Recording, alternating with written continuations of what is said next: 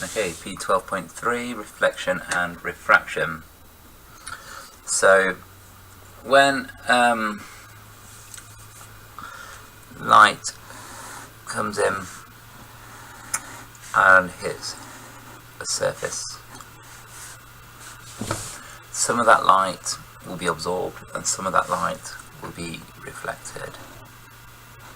And it depends on how shiny the surface is as to how much is absorbed and how much is reflected, and what colour it is. Both of those two things you'll either done in your heat topic or you will do when you do colours.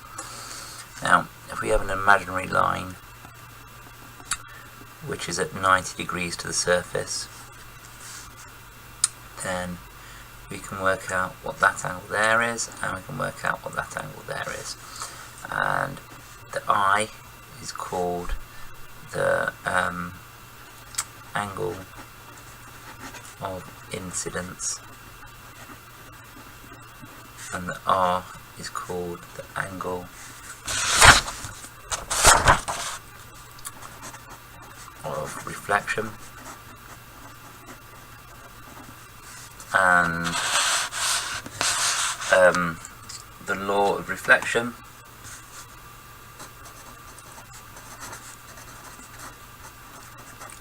states that I is equal to R.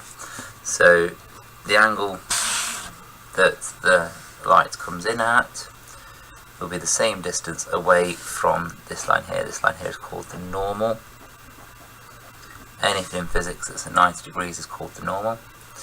So the distance that this light is away from the normal will be the same as the distance that the reflected ray is away from the normal. So I will equal R. Okay, so, and you've got two types of reflection.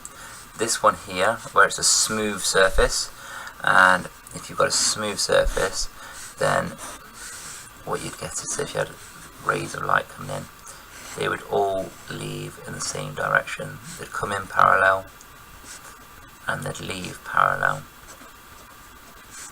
And that is called specular reflection. Or you could have a rough surface, and then when the rays come in, they're going to go off in all sorts of angles. And now the only thing that's going to be true is that I will equal R for each one of these, but what's changing is the right angle is changing. So they're going to be coming off at all different angles for a rough surface. We call that diffuse reflection, because the light has been diffused in all different directions. If you think of things like soft lighting, if you think of diffuse windows, that's where you've got like an obscured glass, it sends it off in all different angles, okay? And that's the idea. So it spreads it out. If you remember from gas diffusion, it means just means spreading out. So they come in all at the same angle, but because the 90 degrees is changing, they leave at different angles, and then the two different types of reflection. Next bit about reflection is about how an image is formed. So if that's your mirror there,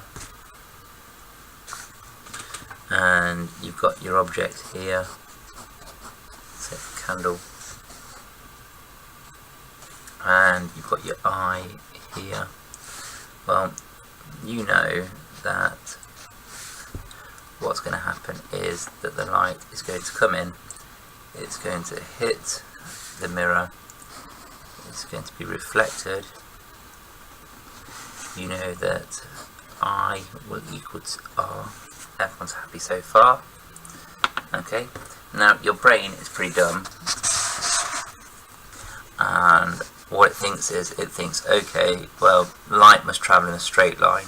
So what I'll do is I'll continue that straight line back up here like that.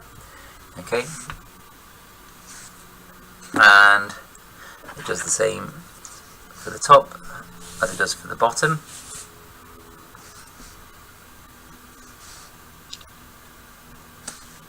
So